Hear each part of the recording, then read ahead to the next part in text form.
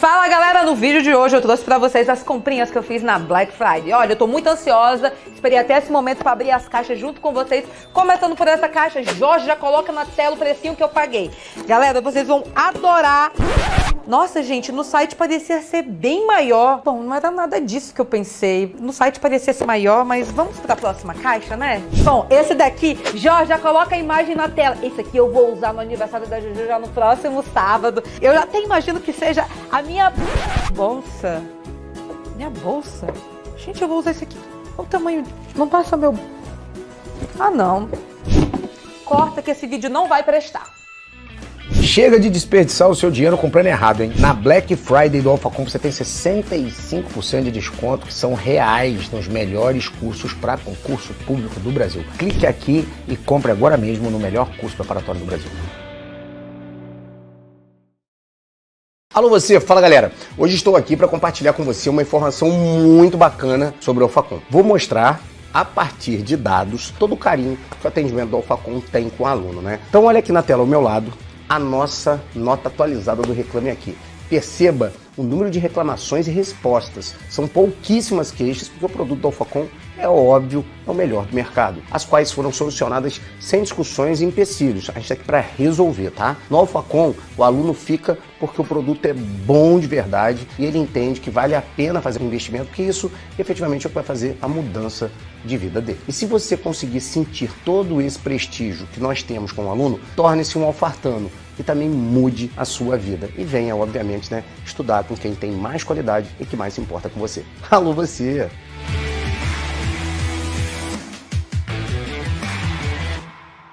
Além de dar um produto de qualidade, que é o seu curso, os materiais são materiais próprios, com especialistas, professores próprios para aquilo ali, sem ser aquele professor que vai viajar com conteúdo que não vai cair na sua prova, é conteúdo específico, você ainda tem a certeza de que você tem um time inteiro de coordenação que passou pelo que você está passando. Ou seja, a galera aqui é concurseiro para concurseiro. Então eu aguardo você dentro da plataforma do Alphacom, dentro das nossas redes sociais e óbvio, né? Você pode deixar todas as perguntas que você precisar que a gente vai solucionar o seu problema.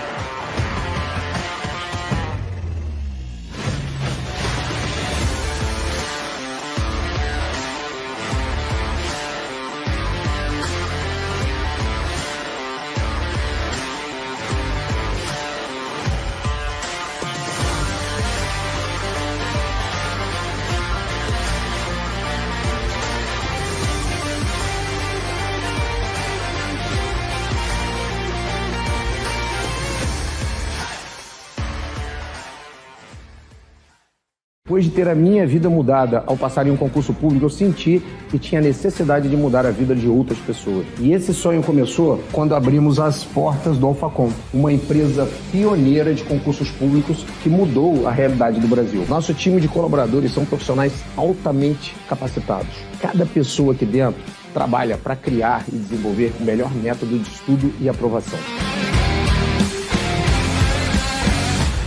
Falando em especialistas, o nosso time de coordenadores somam mais de 50 aprovações em concursos públicos. Aqui trabalhamos assim, desde o primeiro dia da sua preparação até o dia que você toma posse. Trabalhamos com muita responsabilidade e sempre com um propósito, que é mudar a sua vida.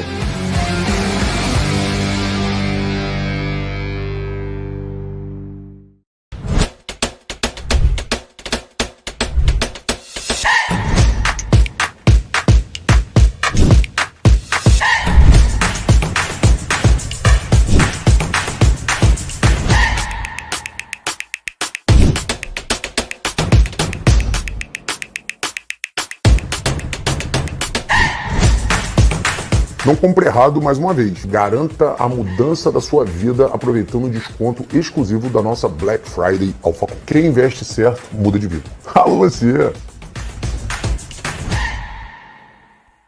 Alô você, fala galera, esse tema aí é super importante, eu anotei aqui bonitinho, porque a sua cabeça deve estar fervilhando, ainda mais com editais como o INSS que acabou de sair e a Polícia Militar da Bahia, ou a Polícia Militar do Rio de Janeiro que aí tá camelando, mas vai sair, ou a Receita Federal do Brasil que tá pipocando, né? Então tem tribunal também para todo lado. O tema é foco para quem está no edital, e aí a gente pode colocar também para quem tá vendo o edital saindo na cara do Google, né? Cada minuto é importante e o planejamento é essencial. Vamos dividir em dois termos, para quem está com o edital aberto e para quando o edital está batendo na porta. Para quem está com o edital aberto, um grande exemplo, o INSS. O que vai fazer? Primeira coisa, contagem de prazo. Quanto tempo você tem do momento que você se ligou, que pode ser agora que você está assistindo o vídeo, até o dia da prova. Aí você vai contar e vai falar, putz, cara, eu tenho 60 dias até a minha prova, né? Porque a média é de 60 a 90 dias de um edital à prova. Começa a contar a contagem regressiva na sua cabeça e para sua preparação. O segundo ponto é montar um plano de estudo que você consiga esgotar ele dentro do prazo de 60 dias. Obviamente, o certo é estudar bem antes e já ter um laudo, né? Porque a gente fala que o edital é brinde para quem já estava estudando, é um prêmio. Mas se você está começando agora ou se você está apavorado porque está desorganizado, o plano de estudo é o que você tem que fazer. Gaste 2 dias, cara, desses 60 dias para montar o seu plano de estudo. Não gaste tudo, né? Um dia você monta um plano de estudo, ainda mais na nossa plataforma que já está pronto. O professor já faz para você esse plano de estudo. Essa é uma grande vantagem de estar aqui na Alphacom. Existe uma coisa chamada uma relação preço e valor. Preço é o que você paga, valor é o que você recebe. Muitas das vezes você acha que o preço está alto, mas o valor que você recebe é tão grande, tão grande, tão grande que o preço fica pequenininho. É exatamente os preços que a gente emprega nos cursos aqui do Alphacom, que a gente entrega muito valor para você. E um desses valores agregados excepcionais é o acompanhamento até o dia da prova. Fez o plano de estudo, depois você vai ter que separar a tua rotina. É super importante, porque com o edital aberto muda toda a rotina, galera. Ou seja, se você tem férias, pede para tirar férias. Se você já está estudando há muito tempo, está com muita certeza e sabe que aquele edital, ou pelo menos acha que aquele edital vai fazer diferença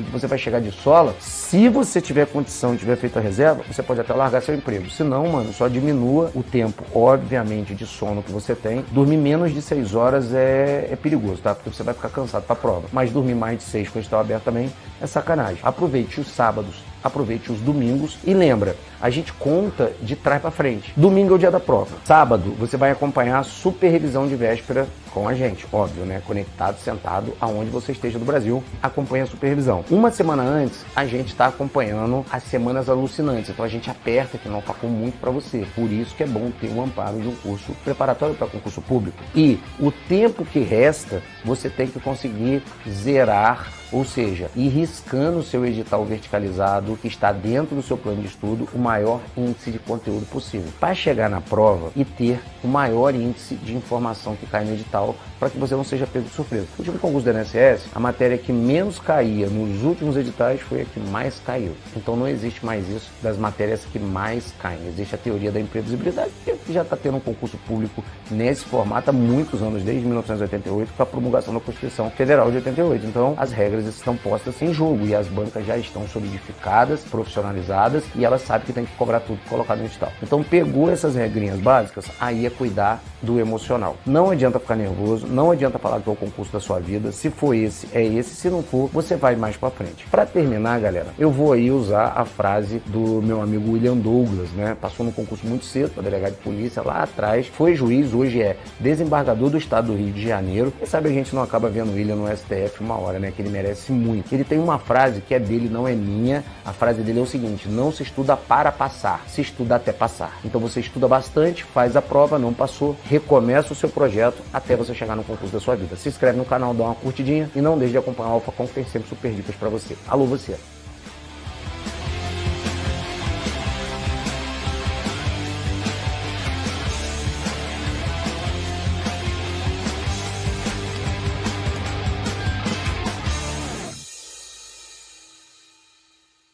Alô você! Estamos ao vivo e mais um de nossos eventos está prestes a começar. Enquanto isso, aproveite e inscreva-se no canal, ative a sinetinha para receber ainda mais aulas gratuitas como essa que você vai ver aqui. E na descrição aqui embaixo, você pode ainda baixar o material que o professor vai deixar hoje e tornar os seus estudos ainda mais efetivo e com organização. Fora isso, estamos em um dos melhores meses do ano. Está rolando aí o nosso famoso Black Friday Alphacom. E se você quer efetivamente mudar a sua vida, você não pode perder essa oportunidade. Estamos com desconto de até 65% nos melhores cursos preparatórios, hein? 2023 já está aí e temos milhares de vagas previstas, e você que está aqui pode ter certeza que nós vamos te acompanhar até a sua tão sonhada aprovação. Agora, bora para mais uma aula, e você sabe, né, que pensar pequeno e pensar grande é o mesmo trabalho, então é sempre melhor pensar grande. Alô você, aproveita o nosso evento. Bem, amigo, estudante curioso, seja muito bem-vindo ao universo das exatas, muito bem-vindo a essa aula de matemática onde nós vamos resolver as últimas provas da ESA. Olha só, é isso mesmo. Quando a gente está se preparando para um concurso de qualidade, é importante que a gente resolva as últimas questões, as últimas provas, para poder a gente entender como pensa essa banca.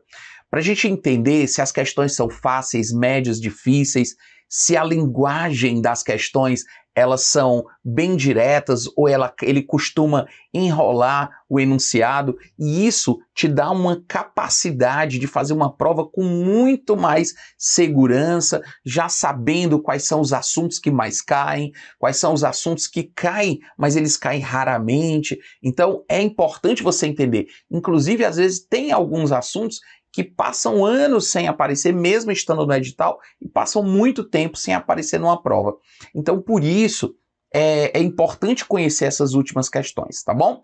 Então, vem comigo, nós vamos conversar bastante sobre as resoluções dessas questões, sobre dicas, sobre técnicas que você vai aprender como resolver prova de maneira rápida, de maneira prática. Então, sem mais delongas, vem comigo, que aqui você sabe, é pouco papo e só sucesso.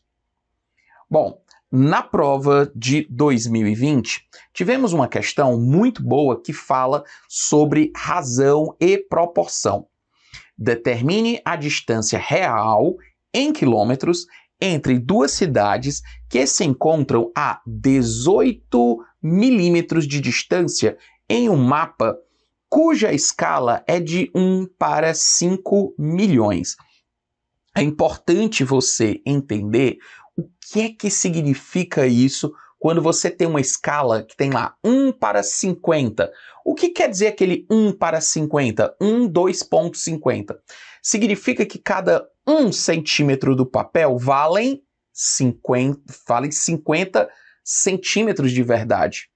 Que cada 1 metro do papel são 50 metros de verdade. Então, quando eu digo escala de 1 para 200, significa que cada 1 centímetro do papel são 200 centímetros de verdade. Então, o tamanho real é 200 vezes maior.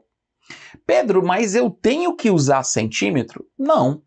O que eu coloco, quando eu coloco a escala de 1 para 200, significa que cada uma unidade, se for milímetro, 1 milímetro vale 200 milímetros. Se for 1 metro vale 200 metros. O importante é estar na mesma unidade.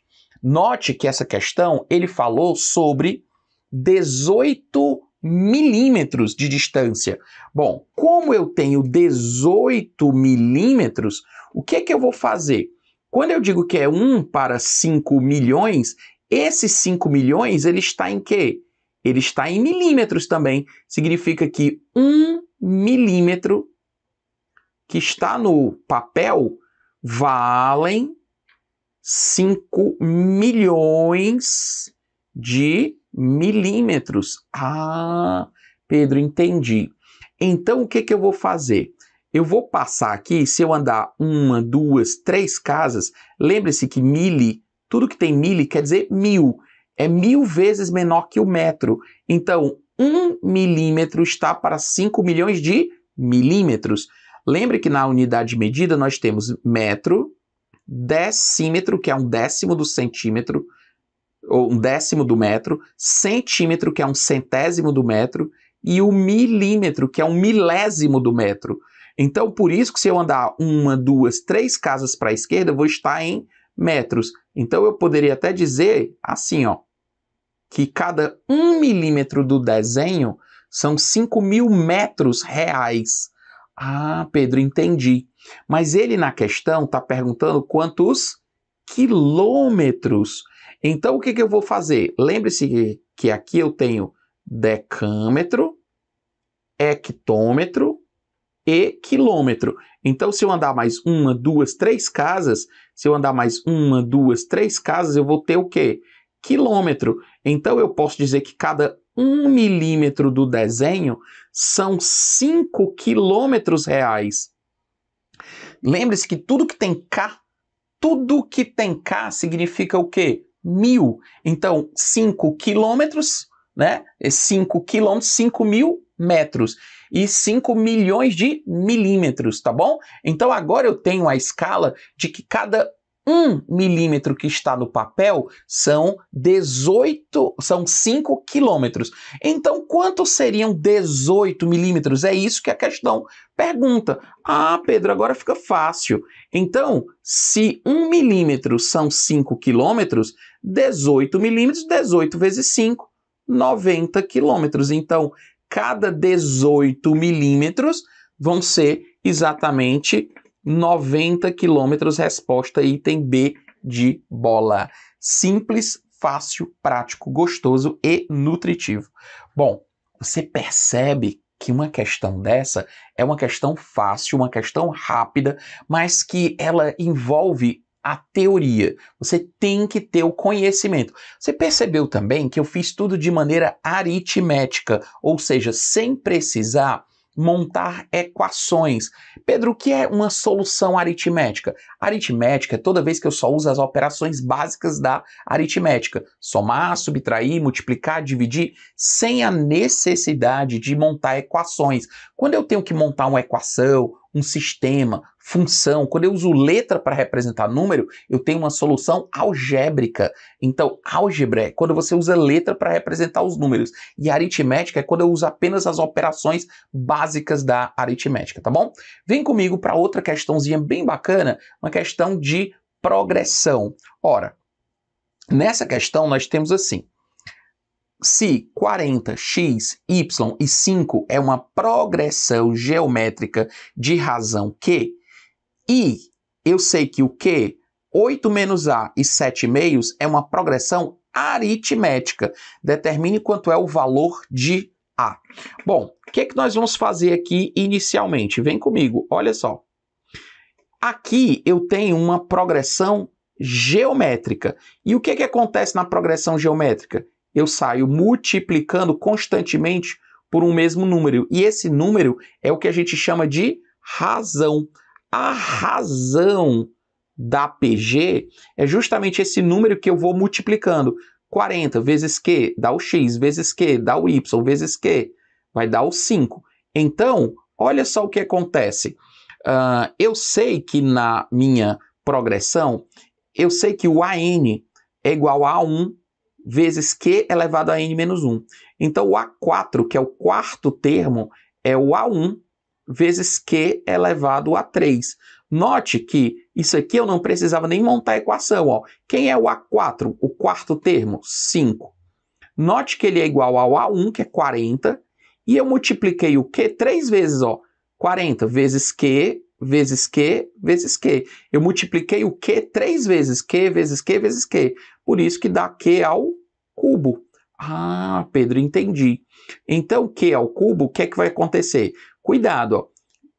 Se eu passar o 40 para lá dividindo, vai ficar 5 sobre 40. Às vezes, a gente sem querer faz 40 dividido por 5, dá 8.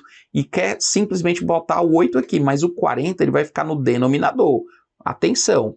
Nesse caso, simplificando, vai dar 1 sobre 8. E 1 sobre 8, o que é que eu vou fazer? Vou tirar a raiz cúbica. Se eu sei que Q elevado ao cubo é 1/8, quem é a raiz cúbica de 1/8? A raiz cúbica de 1 vai dar 1. E a raiz cúbica de 8 vai dar 2. Portanto, eu tenho um Q igual a 1/2. Se o Q é igual a 1/2, agora eu vou trazer aqui para a minha progressão aritmética, em que ele diz que o primeiro termo da minha progressão aritmética era 1/2, que é 1/2, por quê? Porque é o Q. O segundo termo é 8 menos A, que ele não disse quem era, E o último termo, quem é? 7/2. Ele falou que esses 3 termos estão em PA. É interessante você lembrar que sempre que eu tenho 3 termos em PA, o termo do meio, ele é a média aritmética dos 2 da ponta. Então, se eu pegar o primeiro termo mais o último termo, somar e dividir por 2, ele vai ter que dar exatamente o termo do meio. E no caso, o termo do meio aqui é exatamente o 8 menos A. Então, se eu pego o primeiro termo, que é 1/2, somo com o último termo, que é 7/2, somo e divido por 2. Então, sempre que eu tenho uma PA, acontece isso. Note que 1/2 mais 8/2, quanto é 1/2 mais 8/2? Olha isso, 1/2 mais 7/2, 8/2. 8/2 é exatamente o quê? 4. 4 dividido por 2, que vai dar 2. Aqui eu tenho 1/2 mais 7/2, dá 8/2. E 8/2, 8 dividido por 2 é 4. 4 dividido por 2, 2. Nesse caso, o A vai dar igual a 6. Resposta correta, item B de bola. Tá aí a minha resposta da questão. Bacana, não é? Muito legal uma questãozinha como essa, que a gente tem como resolver muito rapidamente. Outra questão boa, outro assunto que cai sempre é geometria. Sempre questão de geometria plana, questão de geometria espacial e questão de geometria analítica, né? Às vezes nós temos provas que tem 2 questões de geometria plana.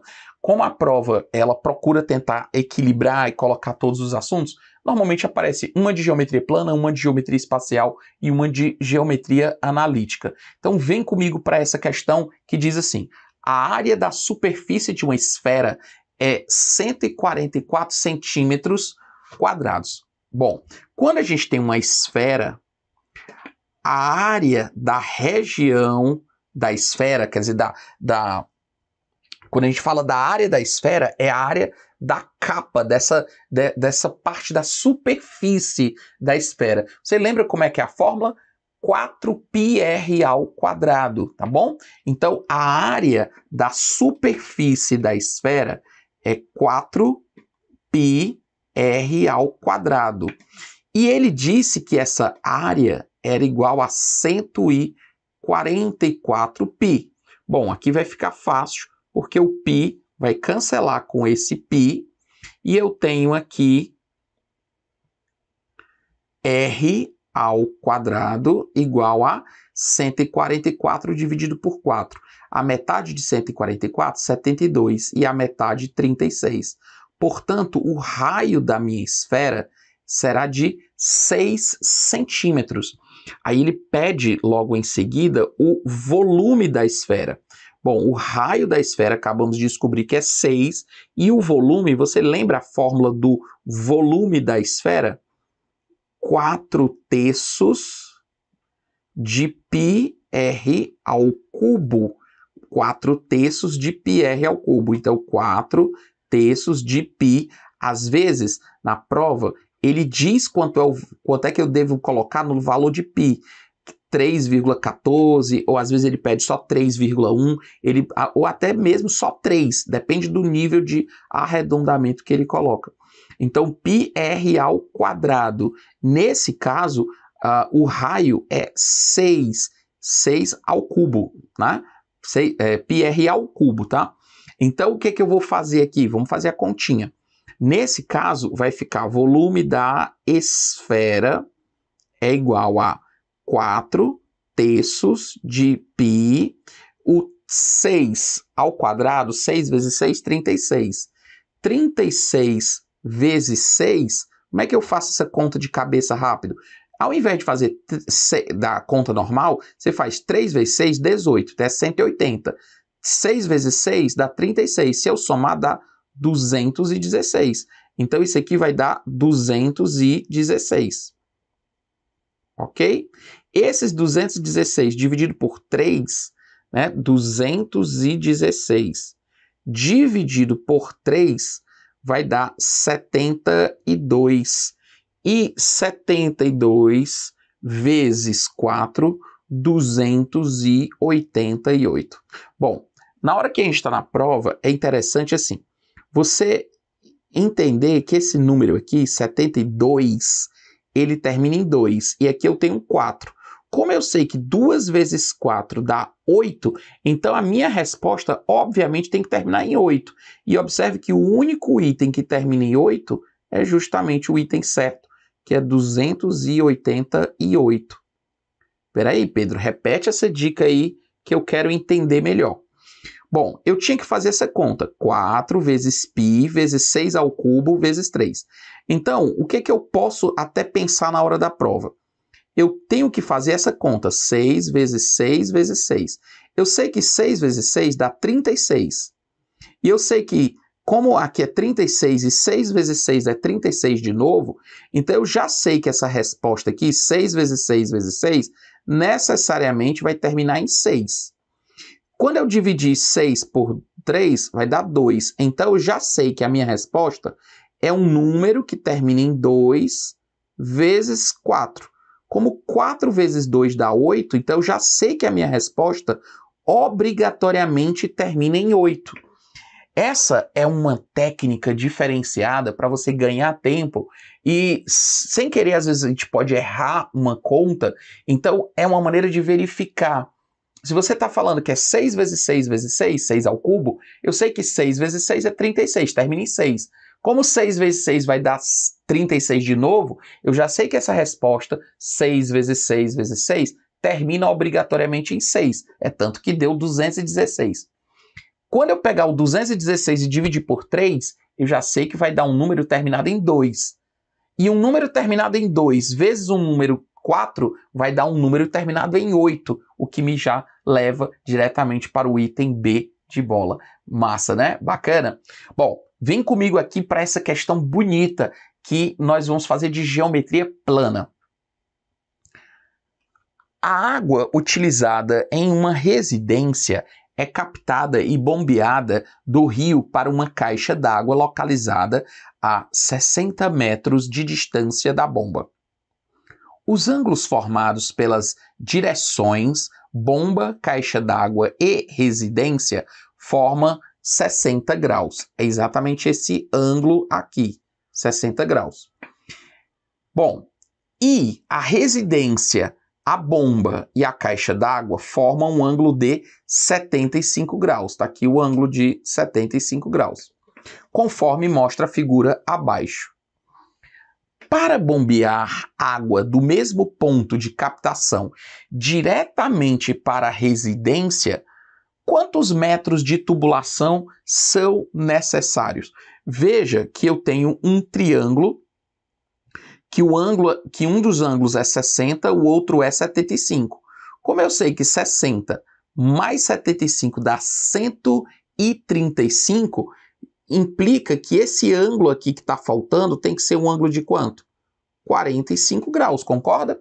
45 mais 60 dá 105, mais 75, 180. Porque nós sabemos que a soma dos ângulos internos, de qualquer triângulo é sempre 180 graus. Bom, e agora, o que eu faço? Existe uma relação que você tem que saber, que é o seguinte: quanto maior for o ângulo, maior será o lado oposto a esse ângulo. Se você tem um ângulo de 45 graus, por exemplo, um de 60 e um de 75, não tenha dúvida, oposto ao ângulo de 45 graus, como ele é o menor ângulo, vai ficar o menor lado. E oposto ao ângulo de 75 graus, que é o maior ângulo, obviamente vai ficar o maior lado desse triângulo. Você sabia disso? Nesse caso, nós temos a famosa lei dos senos, que permite fazer essa relação, porque o ângulo também acontece a mesma coisa. Quando o ângulo está entre 0 e 90, quanto maior o ângulo, maior vai ser o seno desse ângulo. Então existe uma relação direta, que o lado oposto, o lado de um triângulo dividido pelo seno do ângulo oposto a ele, isso é sempre constante em um triângulo. Vai me dar a seguinte relação. Note que aqui eu tenho o lado x, e oposto ao x eu tenho o ângulo de 60 graus. Então eu posso dizer que o x está para o seno de 60 graus, assim como, observe que oposto ao lado de 60 metros está o ângulo de 45 graus. Então, 60 metros está para o seno de 45 graus.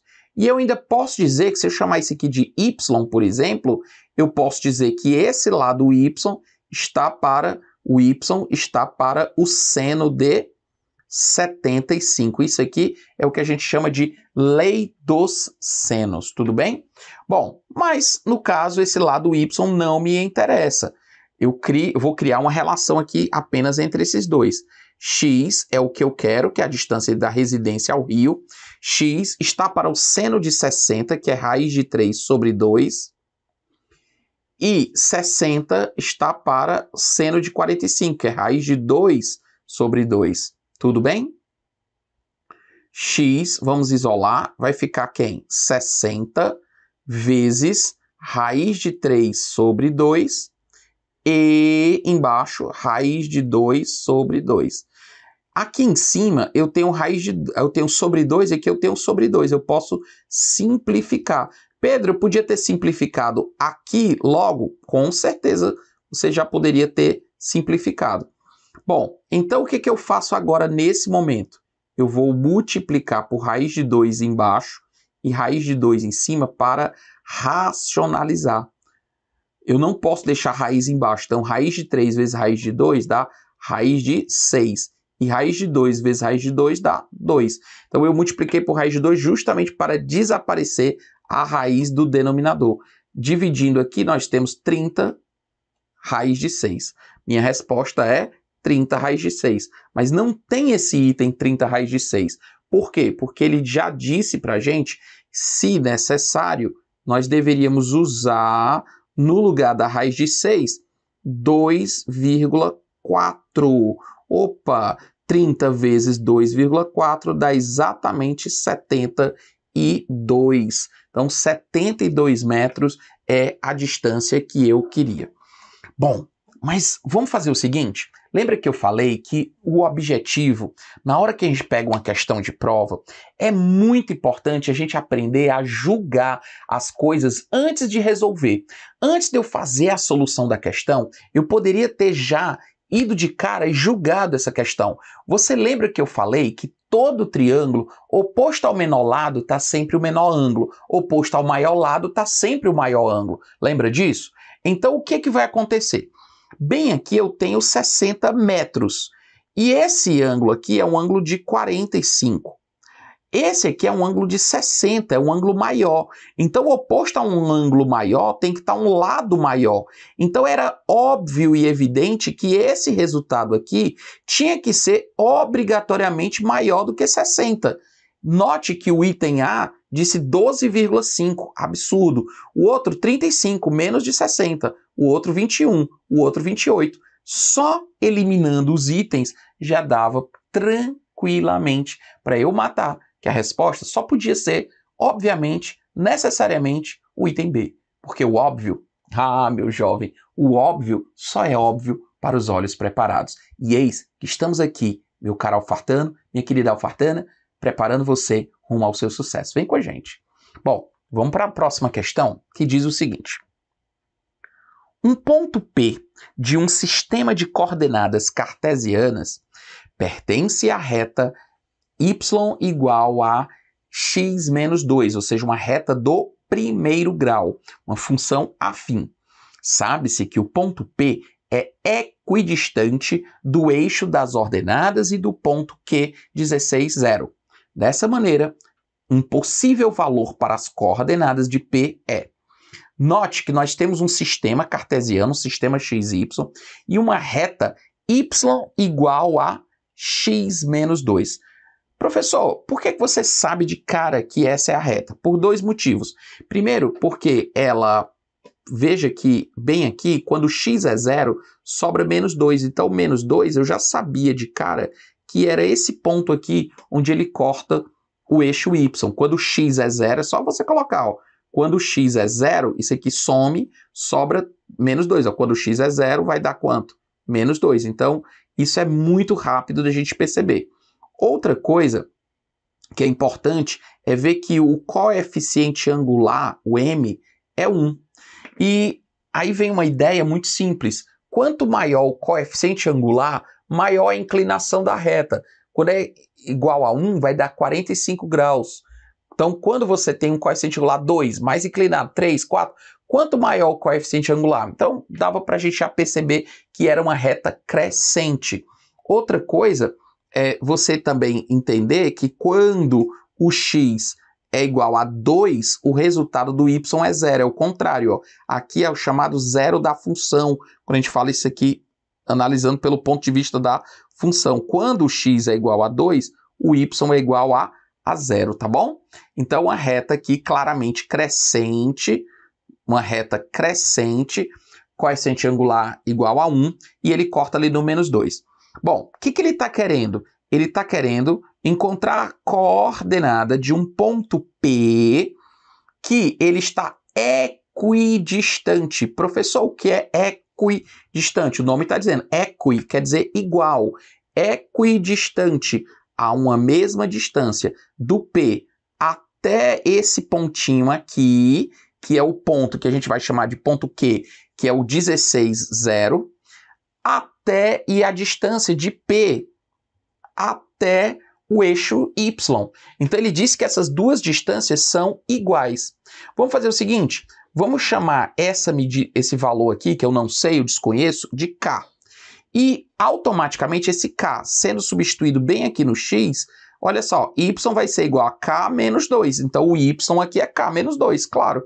Porque esse ponto aqui é um ponto que pertence à reta Y igual a X menos 2. Ah, outra coisa interessante. O item que a gente vai marcar, claro que se o item A diz que se o X for 8, olha só, 8 menos 2, 6, já não pode ser o item A, tá errado. Bem simples. Se a resposta for o item B, ele está dizendo que é o ponto 10, 8. Ó. Se aqui for 10 menos 2, 8. Bate. Se for o item C, 9. 9 menos 2, 7. Pode ser. 12 menos 2, 10. E o item E também não pode, porque se o X for 7, 7 menos 2 daria 5. Então, de cara, eu já elimino. E é isso que eu quero que você tenha sempre em prova. Bom senso. O bom senso é uma das armas mais importantes para um bom concurseiro, para uma pessoa que está se preparando para um concurso importante como esse da ESA. Então vamos lá. Dessa maneira, um possível valor para a coordenada do ponto P será. Então o que é que nós vamos fazer aqui? O que é que eu posso dizer? Eu posso entender que isso aqui, ó, é um triângulo retângulo. E é um triângulo retângulo. E eu sei que essa medida tem que ser igual a essa.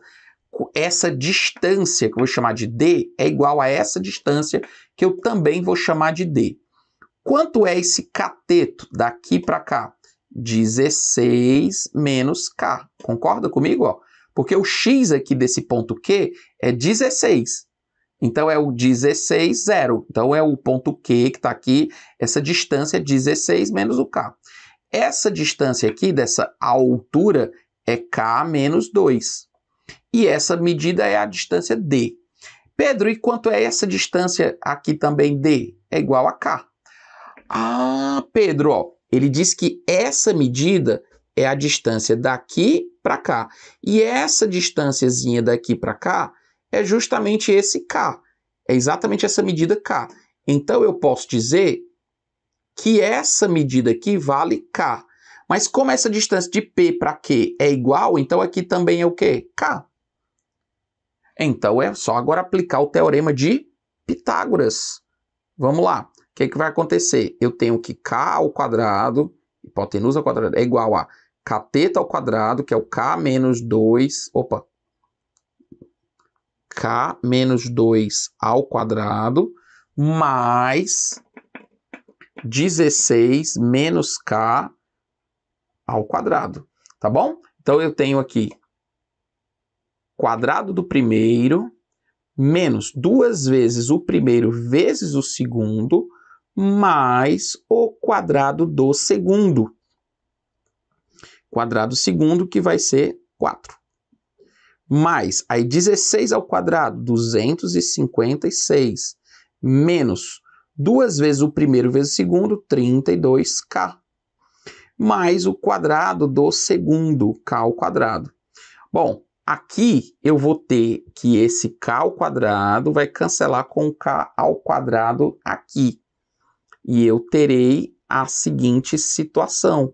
Olha só, k ao quadrado menos 36k mais 260 é igual a zero, tá bom? É igual a zero. Bom, aqui eu vou aplicar aquela técnicazinha da soma e do produto. Dois números em que a soma das raízes dá menos b sobre a, 36, e o produto dá c sobre a, que no caso, c sobre a, 260. Então, quais são dois números em que eu somo e dá 36 e eu multiplico e dá 260? Esses números seriam quem? 10 e 26. Note que 10 mais 26 dá 36 e 10 vezes 26, 260.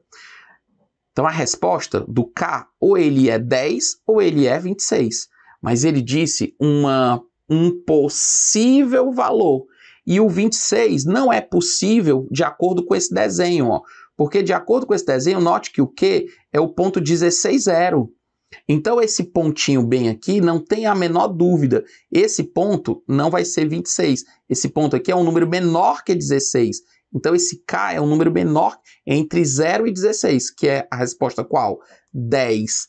Item B de bola é o ponto 18. Observe que quando o K for 10, se eu substituir na equação aqui, realmente se o K for igual a 10, 10 menos 2, 8. Portanto, o ponto que nós estamos falando é o ponto 18. Muito bacana essa questão com nível alto, uma questãozinha muito bonita de geometria analítica. Show de bola? Vem comigo, que aqui você sabe, é pouco papo e só sucesso. Prova da ESA de 2020, com essa questãozinha muito bacana de probabilidade. Numa enquete, foram entrevistadas 80 pessoas sobre os meios de transporte que utilizavam para vir ao trabalho e ou à escola. 42 responderam ônibus, 28 responderam que iam de carro, 30 responderam que iam de moto, 12 utilizavam-se de ônibus e carro, 14 de carro e moto e 18 disseram que vinham de ônibus e moto. 5 utilizavam os 3, carro, ônibus e moto. Como é que a gente vai resolver uma questão como essa? Nós vamos colocar os conjuntos ônibus, carro, moto, e o segredo desse tipo de questão é começar o preenchimento pela interseção. Como assim? Note que você tem exatamente 5 pessoas, olha aqui, 5 pessoas que tanto utilizam carro, como moto, como ônibus para ir ao trabalho. Então, necessariamente, nós vamos começar o preenchimento pela interseção. É importante começar pela interseção justamente porque ali a gente tem certeza de que eles estão entre, digamos que eles estão em todos. Como assim, Pedro? Ora, vem comigo. Quando ele disse assim... 28 pessoas foram de carro. 28 pessoas foram de carro. Eu posso colocar esses 28 aqui? O que é que você acha? 28 pessoas foram de carro. Posso botar aqui? Com certeza não. Por quê? Porque quando eu digo 28, eu estou me referindo a toda essa galera aqui, incluindo aquelas que também às vezes vão de ônibus e às vezes vão de moto. Então eu tenho que começar o preenchimento pelas interseções. Então eu vou para onde? Ele disse que 12 pessoas, veja bem, 12 pessoas utilizavam ônibus e carro. Então, peraí, se ônibus e carro, posso botar os 12 bem aqui? Não pode, porque o que é o 12? O 12 é essa turma aqui, ó, ônibus e carro. Ah, Pedro, como já tem 5 aqui, faltam 7 para completar os 12. Exatamente. Então, 12 é tudo. Eu sei que 14 pessoas vão de carro e moto, ou seja, tanto utilizam carro como elas utilizam moto. Às vezes vão de carro, às vezes vão de moto, tá bom? Então, como são 14 e eu já tenho 5 aqui que vão de carro, ônibus, usam tanto carro quanto ônibus quanto moto, então faltam 9 para completar os 14. E agora, 18 vão de ônibus e moto. Eu não preciso usar esse número, por quê? Como ele disse que 28 pessoas usam carro, então o carro é isso aqui tudo, ó. Carro é isso aqui, 28. Como eu já tenho 7, 5 e 9, faltam 7 para completar os 28 que usam carro. Pedro, e por que você não vai fazer o restante? Porque note que a questão pergunta qual é a probabilidade de uma dessas pessoas, uma dessas quantas? 80 pessoas. De uma dessas 80 pessoas, selecionada ao acaso, utilizar somente carro. E esse valor, somente carro, eu já tenho aqui, ó, são 7. Então, a probabilidade da pessoa usar somente carro será o quê? 7 chances em um total de 80 pessoas.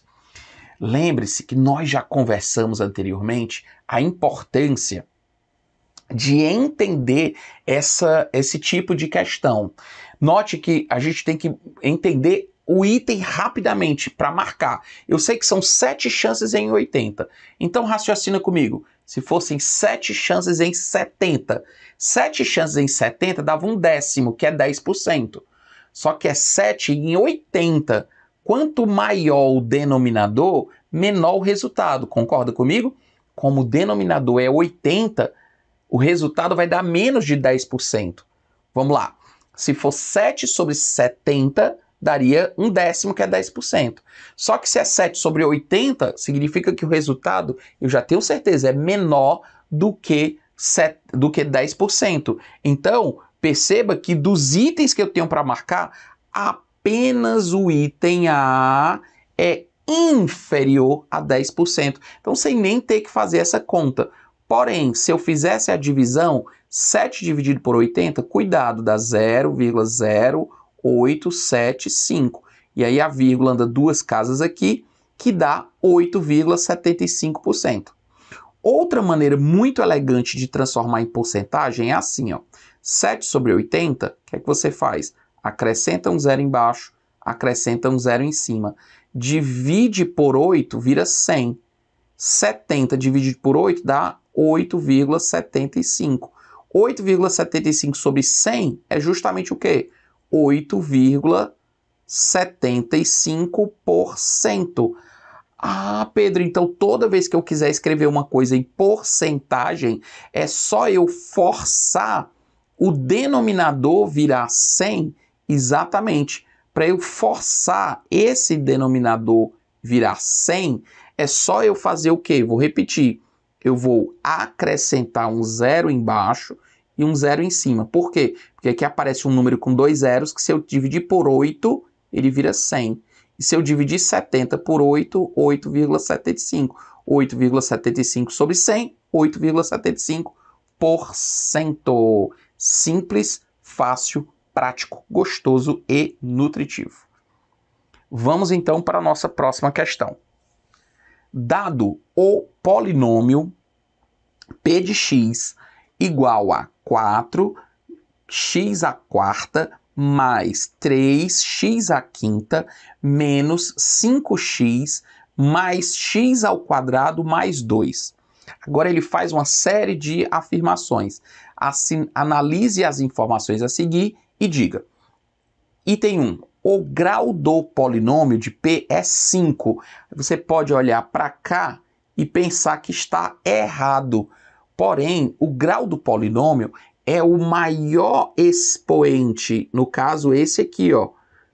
3x elevado a 5. Não interessa se ele aparece primeiro, porque você poderia reescrever esse polinômio em ordem decrescente de grau, ó. 3x elevado a 5 é um monômio de grau 5. 4x elevado a 4 é um monômio de grau 4. Mas, Pedro, e quando eu somo não dá grau 9? Não, senhor.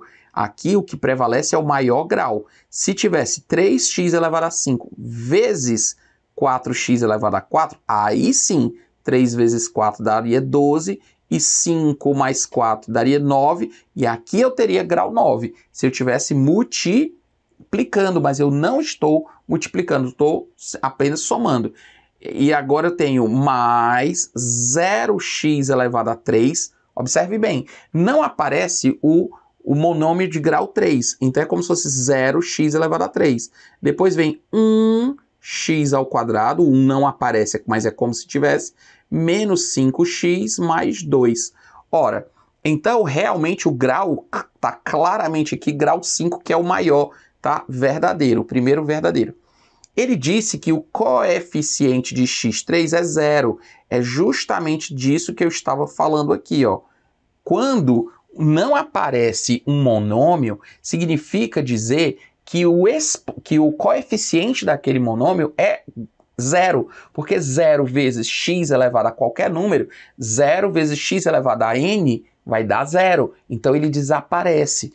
Por isso é que o grau, no caso, o coeficiente será 0. Corretíssimo também, então já sei de cara que 1 e 2 estão certos. O valor numérico de p de x para x igual a menos 1 é 9. Em outras palavras, o que é que ele está nos afirmando aqui, ó? Dizer p de x é igual... O que é que ele está falando aqui, em outras palavras? Está falando disso aqui, ó. Que o p de menos 1 é igual a 9. Ele está afirmando isso aqui. Que o p de menos 1 é igual a 9. Tudo bem? Bom, vamos fazer o seguinte, vamos deixar guardado isso e eu vou logo para a quarta afirmação. Ele disse, vocês vão entender por quê, porque esse aqui é um cálculozinho um pouquinho maior, eu vou logo direto para 4. Um polinômio q de x é igual a p de x se e somente se possui o mesmo grau de p de x e os coeficientes são iguais. Bom, aqui nós temos uma pegadinha, digamos assim. Ele diz que um polinômio q de x é igual a outro polinômio p de x se e somente se possui o mesmo grau de p de x e os coeficientes são iguais. Olha que pegadinha essa questão.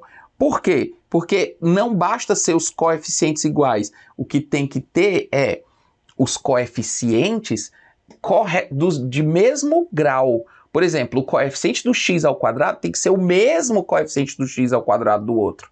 Note que eu botei 5x ao quadrado, no outro foi 8x ao quadrado.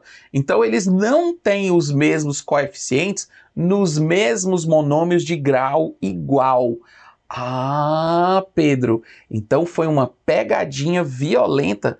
Foi sim, foi uma pegadinha violenta, então tá errado. Então, aqui eu já podia dizer que o item A está errado, porque ele está dizendo aqui que o 4 está certo. Esse está errado, porque o 4 está certo. Esse está errado, tá errado também. E esse aqui diz que somente 1 e 2. Bom, vou ter que realmente analisar aqui o 3. Ele disse que P de menos 1 é igual a 9, só vai substituindo. P de menos 1 é igual a 9.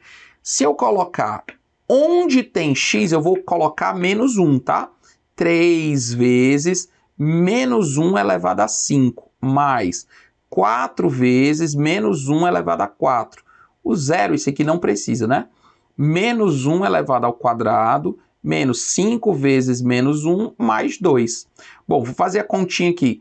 Todo número negativo elevado a expoente par dá positivo e elevado a expoente ímpar dá negativo. Então, isso aqui fica menos 1. Menos 1 vezes 3, menos 3. Menos 1 elevado à quarta, que é expoente par, fica 1. 4 vezes 1, 4. Menos 1 ao quadrado vai ficar 1. E menos com esse menos aqui vai ficar mais 5, mais 2. Vamos fazer a continha. 5 mais 2, 7. Mais 1, 8. Mais 4, 12. 12 menos 3, olha só, 9. Portanto, sim, está correta 1, 2 e 3. E eu posso dizer aqui que a resposta será o item D de dado. Tá? O lucro de uma empresa é dado por uma lei Lx igual a menos x ao quadrado mais 8x menos 7, em que x é a quantidade vendida em milhares de reais e Lx o lucro em reais. Aí ele pergunta qual é o lucro máximo. Deixa eu te dar uma dica aqui campeã. Sempre que ele falar de valor máximo ou de valor mínimo, eu já vou te dizer logo, ele está pedindo o y do vértice. Porque é o seguinte, sempre quando você tem uma função, quando ela tem a concavidade para baixo, o que é que acontece? Olha só, se a concavidade dele é para baixo, porque o a é negativo, a função vai crescendo, crescendo, crescendo, atinge um valor máximo e começa a cair. Quando a parábola tem uma concavidade para cima, ou seja, quando o a é positivo, se ela tem uma concavidade para cima, ele vai descendo, descendo, descendo, atinge um valor mínimo e depois continua subindo. Então, sempre que eu falar de valor máximo ou de valor mínimo, eu estou falando de quem? Do y do vértice. Mas tome cuidado aqui, uma história. O x do vértice é o valor que torna a função máxima. Então, nunca vai ter x máximo ou x mínimo. O que vai acontecer é o valor do x que torna a função máxima ou o valor do x que torna a função mínima. Então veja que o x do vértice é o valor que torna a função máxima ou torna a função mínima, mas ele não é o máximo ou o mínimo, tá bom? Então o que que acontece? Como é que eu faço para descobrir o x do vértice? Eu posso fazer o seguinte, para encontrar o x do vértice, é simples. Sempre o x do vértice ele fica no meio das duas raízes. Lembra que a soma das raízes ela é menos b sobre a? Opa! A soma das raízes é menos b sobre a. Lembra disso? Então, o que que acontece? O x do vértice ele fica no meio das duas raízes. Então, o que que eu vou fazer? Eu vou dividir por 2. Então, vai acabar ficando quem? O x do vértice menos b sobre 2a. Então, a fórmula da soma das raízes é menos b sobre a. Como o x do vértice fica sempre, o x do vértice fica sempre bem no meio entre o x' e o x duas linhas. E como é que eu faço para descobrir um número que fica bem no meio de 2? A média aritmética. Então, é só fazer a média aritmética. Soma os 2, divide por 2. Como a soma das duas raízes é menos b sobre a, dividido por 2, menos b sobre 2a. Uma vez que eu encontro o x do vértice, olha só, menos b, quem é o b? 8. Sobre 2 vezes o a, quanto é o a? Menos 1. Então, eu vou pegar e vou substituir aqui. Nesse caso, vai ficar quanto? 4. Então, eu sei que o x do vértice é igual a 4. Se eu quero agora o lucro máximo, é só você pegar e substituir o x por 4. Você vai ter menos 4 ao quadrado mais 8 vezes 4 menos 7. Aqui vai dar menos, cuidado, menos 16. Por que menos 16? Professor, você não disse que sempre o número negativo é elevado ao quadrado dá positivo? Se for menos 4 ao quadrado, se o menos tiver ao quadrado, aí sim é 16. Mas o menos está fora. Então é menos o 4 ao quadrado. 4 ao quadrado é 16. Mais 4 vezes 8, 32, menos 7. Portanto, 32 menos 16 dá 16. 16 menos 7, resposta 9. Eita, professor, não tem 9 para marcar. Mas cuidado, veja que ele disse que a resposta está em milhares de unidades. Então, esse 9 que a gente encontrou é como se fosse 9.000.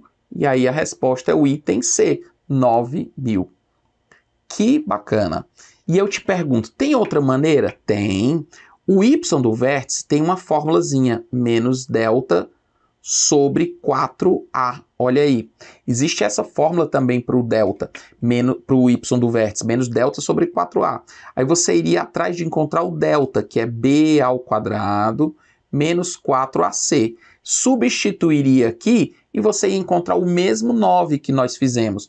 Aqui é só uma outra maneira de fazer. Então você tanto pode encontrar, veja, para você encontrar o valor máximo da função ou o valor mínimo, você tem dois caminhos. Caminho número 1, encontra o x do vértice, porque ele é super fácil. É só pegar a média das duas raízes, né? Soma as duas raízes, divide por 2, encontrou o x do vértice, substitui na função, pronto, encontrou o y do vértice. Porém, eu posso fazer o quê? Eu posso utilizar a fórmula do y do vértice, eu já lembro logo que é menos delta sobre 4a. Vou atrás do delta, que é o discriminante, b ao quadrado menos 4ac, faço essa continha, substituo, pronto. Simples assim, beleza? Show? Então, é assim que nós vamos resolver a nossa questão. Vamos para a próxima. A solução da inequação módulo de 3x menos 10 é igual a, ou é menor ou igual a 2x. É dado por... Bom, essa questão aqui, quero muita atenção para a gente poder aprender como resolver. Toda vez que eu tenho um módulo, anota aí, toda vez que eu tenho um módulo de um número menor do que a, significa o quê? Que ou esse número ele é menor do que a, ou ele é maior que menos a. Então, toda vez que o módulo de um número é menor do que a, significa que esse número estará necessariamente entre menos a e a. Quando o módulo de x é maior que a, então quer dizer que o x ele é menor que menos a ou é maior do que a. Tudo bem? Baseado nisso aqui, o que é que tem que acontecer? Eu tenho a seguinte situação. Eu tenho isso aqui, que o módulo de 3x menos 10 tem que ser menor do que 2x. E isso vai me dizer o quê? Vai me dizer que o 3x menos 10, ele é menor ou igual a 2x, ou ele é maior que menos 2x. Pronto, é exatamente o que eu falei bem aqui, ó. O módulo de x é menor do que a, tá? Menor do que a, significa que o x estará entre menos a e a. Tudo bem? E agora, como é que eu resolvo isso? Eu vou ter que resolver aqui duas inequações. Vou resolver esta inequação e vou responder essa inequação, e a minha resposta é a interseção das duas. Tem que satisfazer essa inequação número 1 e essa inequação número 2 ao mesmo tempo. Então, o segredo é resolver as duas inequações. A inequação número 1 diz que menos 2x tem que ser menor do que 3x menos 10. Bom, o que eu faço aqui? Eu vou passar o 3x para cá, vai ficar menos 5x é menor do que menos 10. Multiplica aqui por menos 1 e você vai ter 5x. Atenção, toda vez que eu multiplico por menos 1, o sinal aqui inverte. Então, x vai ser maior ou igual a 2. Então, eu tenho que... Minha resposta é x é maior que 2. E, ao mesmo tempo, solução número 2, tá? Solução número 2. O que acontece? 3x menos 10 menor ou igual a 2x. Aqui vai ficar 3x menos 2x é menor ou igual a 10. E aqui nós teremos x é menor ou igual a 10. O que eu tenho que ter ao mesmo tempo? Eu tenho que pegar ao mesmo tempo o item que vai ser ao mesmo tempo a solução da primeira e da segunda inequação, porque ao mesmo tempo o x tem que ser maior ou igual a 2 e ao mesmo tempo menor que 10. É como se eu fizesse a interseção entre as duas respostas, ó. A interseção entre as duas respostas. A primeira resposta disse que o número tinha que ser maior do que 2. Maior ou igual. E o outro, menor ou igual a 10. Esse aqui é o meu resultado, que ao mesmo tempo satisfaz os dois. Portanto, a resposta é quem? Item C de casa. A resposta, conjunto de solução, x pertence aos reais, tal que x é um número maior ou igual a menos 2 e, ao mesmo tempo, menor ou igual a 10. Respostinha, item C de casa. Bacana, né? Muito bonita essa questão interessante, questão que a banca gosta demais, as provas da ESA gostam demais de questões com inequação e dessa forma ficou bem legal. Agora nós temos uma próxima questão bem fácil. A prova da ESA, ela é uma prova que ela equilibra as questões, bota uma questãozinha um pouquinho mais difícil, mas bota aquelas questões fáceis, que você não, às vezes, pensa que tem uma pegadinha. Não pode ser tão fácil assim, mas eu vou te dizer, cai sim, questões fáceis, inacreditavelmente fácil, mas porém, podem assustar alguns alunos que estão despreparados. Aquele teu concorrente, mas você não. Você faz parte de um grupo seleto de alunos que se diferencia dos demais. Vem comigo. Nessa questão temos assim, mudando a base para 3, o logaritmo de 7 na base 5 é... Ora, aqui é super simples. O que acontece? Sempre que eu tenho um logaritmo de A numa base B qualquer, você pode fazer a famosa mudança de base. Você pode pegar, colocar o logaritmo de A numa base 10, por exemplo, e o logaritmo de B na base 10. Lembra que quando a gente tem base 10, não precisa escrever a base. Então aqui é como se fosse base 10. Mas eu posso botar uma base que eu quiser, uma base C e aqui uma base C. Posso. Eu posso substituir aqui todo mundo pela base 5. Aqui base 5, aqui base 5. A base que eu escolher, que eu quiser. Então, no nosso caso, olha como é fácil. Eu tenho aqui o log de 7 na base 5. E ele quer que a base fique 3. Gente, isso aqui de cara, a gente já consegue eliminar alguns itens, ó. Como eu quero mudar para a base 3, já pode dizer que essa resposta é errada porque não está na base 3. Essa resposta está errada porque não está na base 3. Então, de cara, eu já sabia que o item B e o item E eram absurdos. Tá? Eu tenho que mudar todo mundo para a base 3. Então, o que eu vou fazer? Eu tenho um log de 7 na base 5. O que eu vou fazer? Eu vou colocar o log de 7 na base 3 e vou botar o log de 5 na base 3. Pronto. Resposta item A. Ele só escreveu de maneira linear, fez a divisão aqui, tá bom? Então, resposta correta, item A. A função nt igual a 1000 vezes 2 elevado a 0,2t indica um número de bactérias existentes em um recipiente, em que t é o número de horas decorridas. Em quantas horas após o início do experimento haverá 16.000 bactérias? Questãozinha super fácil, mas ela tem uma cara de difícil, né? Então, o que ele está perguntando? Qual é o valor de T que faz com que o resultado fique 16.000? Então, o que você vai fazer? Você simplesmente vai escrever 16.000 no lugar do NT, que é o número de bactérias 16, é igual a 1000 vezes 2 elevado a 0,2t. E vai resolver essa equaçãozinha, que é uma equação super fácil. Vamos lá. Esse 1000 está multiplicando, ele passa por outro lado dividindo, concorda comigo? Então eu posso cortar, na verdade, esses 3 zeros com esses 3 zeros aqui. E agora eu vou ter o quê? Eu vou ter 16 é igual a 2 elevado a 0,2t. Bom, a questão é, o que eu tenho agora? Eu tenho uma equação exponencial.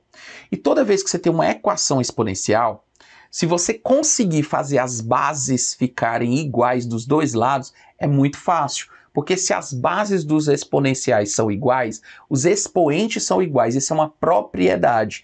Sempre que as bases dos exponenciais são iguais, significa que os seus expoentes também são iguais. Então, qual é o segredo aqui? É no lugar do 16, escrever 2 elevado a 4. Porque 2 elevado a 4 é a mesma coisa que 16. Então, se as bases são iguais, os expoentes são iguais. Professor, então quer dizer que eu vou cortar esse 2 com esse 2? Não, não é um corte.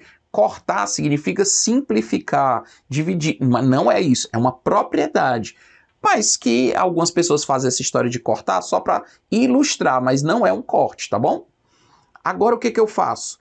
4 é igual a 0,2 vezes t. E o que é 0,2? 0,2, escrevendo em fração, é 2 dividido por 10. 2 dividido por 10. Se eu der uma simplificada, isso aqui vira 1/5. E esse 5 que está dividindo vem para cá multiplicando. 5 vezes 4, resposta t igual a 20. Portanto, a resposta é o item A. Eu vou precisar de 20 horas para que o meu resultado fique igual a 16.000. Tá bom? Então, aqui nós temos uma questão super legal, uma questão que aparentemente ela é difícil, mas não é. É uma questão aparentemente, porque você vê aquela questão dos expoentes e tal, são questões muito repetitivas e que eu tenho apenas que fazer uma substituição e trabalhar para fazer com que esses valores fiquem iguais. Bom, nessa prova tivemos uma curiosidade que foram 2 questões na mesma prova falando de equação exponencial. Então agora nós temos mais uma última questãozinha que também é de equação exponencial, só que uma questão um pouquinho mais difícil. O que acontece nesse caso? Aqui eu tenho 4 elevado a x menos 6 vezes 2 elevado a x menos mais 8 é igual a 0. Essa equação, o que eu fiz com ela? Eu passei todo mundo para o lado esquerdo. Por que, Pedro, que você fez isso? Porque é o seguinte... Eu tenho de um lado 2 elevado a x, mas note que se no lugar do 2 elevado a x, se eu elevar ao quadrado, 2 elevado a x ao quadrado, isso aqui é a mesma coisa que 2 ao quadrado elevado a x. Eu posso trocar o lugar aqui desse expoente. Ou seja, isso é 4 elevado a x. Ah, Pedro, então o 4 elevado a x é o 2 elevado a x ao quadrado. Exatamente. Vamos fazer de outro jeito. Eu vou pegar o 2 elevado a x e vou chamar de uma constante, k. Se eu elevar ao quadrado de um lado e elevar ao quadrado do outro, o que é que eu vou ter? K ao quadrado igual a 2 ao quadrado, 4, aí vai ficar 4 elevado a x. Então significa que isso aqui, em outras palavras, é como se fosse essa equação do segundo grau. K ao quadrado menos 6k mais 8. Então eu tenho que resolver esta equação. Vou fazer pelo método da soma e do produto, que você aprendeu. 2 números que eu somo e dá menos b sobre a, e o produto c sobre a. O produto é c sobre a.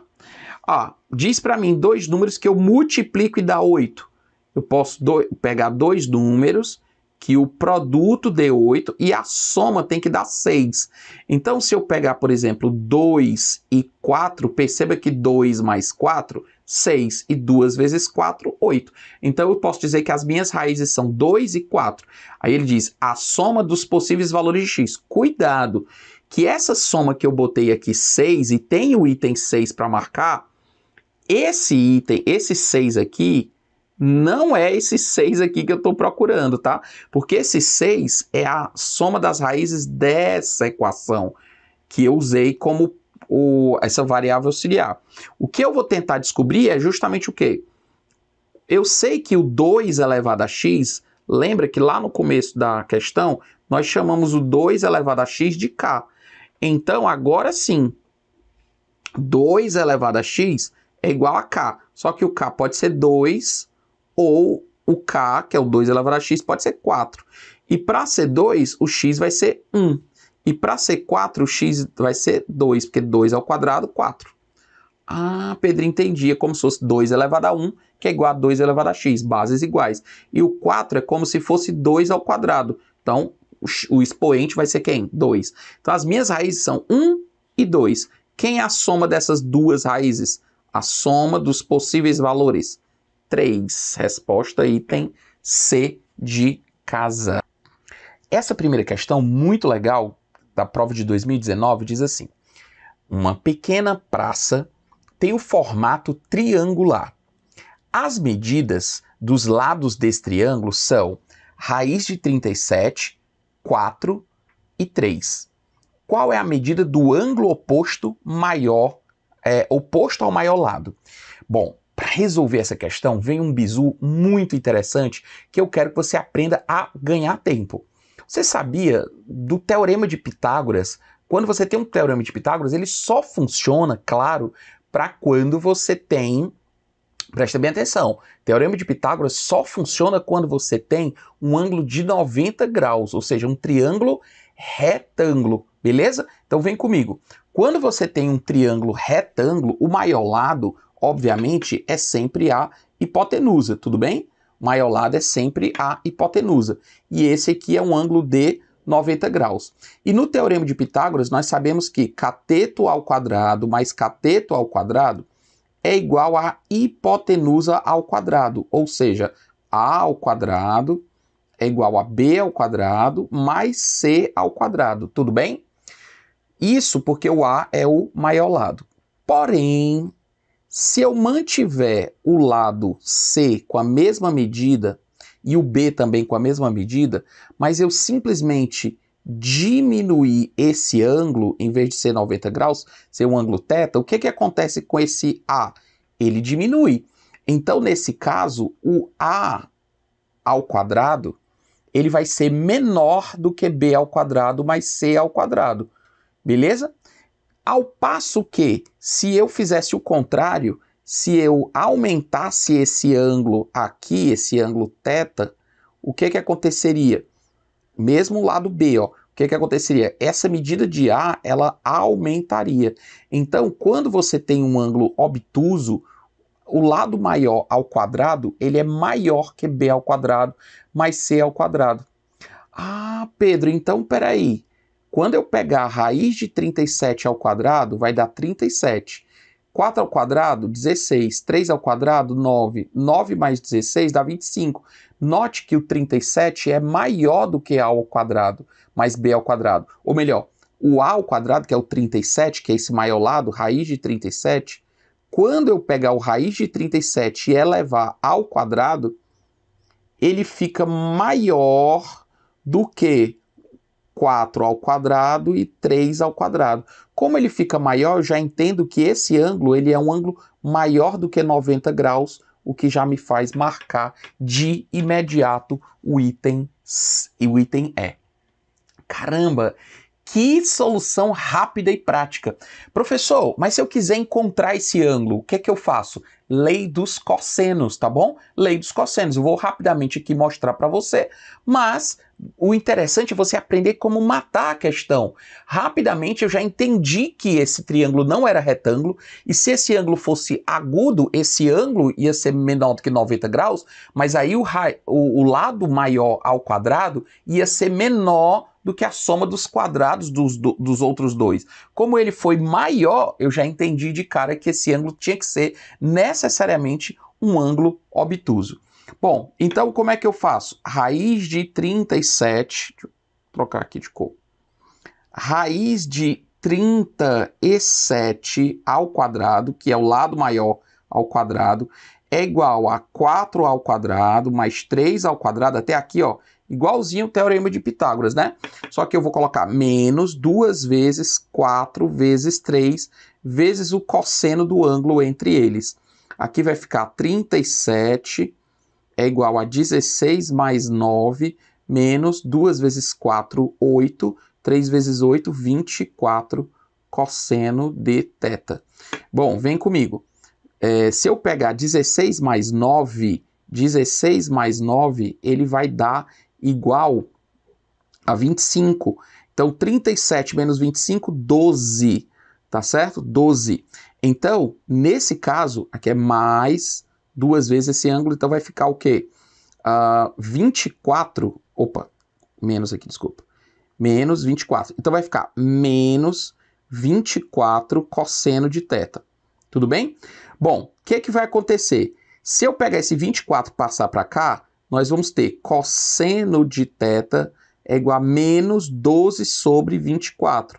Ou seja, menos 12 sobre 24 é menos 1/2. Ora, qual é o cosseno que dá 1/2? É o cosseno de 60 graus.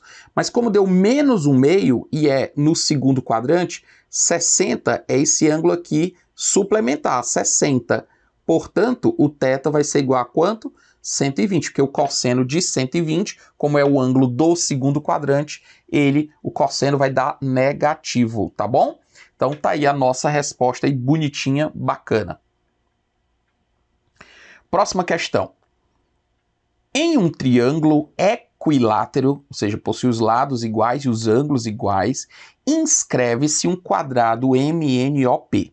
Então eu tenho um triângulo equilátero de lados A, B, C. Inscreve-se, ou seja, dentro deste triângulo eu vou colocar um quadrado MNOP de 3 metros quadrados de área. Sabe-se que MN está contido no lado AC, quer dizer, eu tenho que colocar um quadrado inscrito, ou seja, ele tem que tocar nos lados do triângulo. E o detalhe é que o ponto P pertence ao lado AB e o ponto O pertence ao lado BC. E a base MN tem que estar contido no segmento AC. Tudo bem? Nessas condições, qual é a área em metros quadrados do triângulo ABC?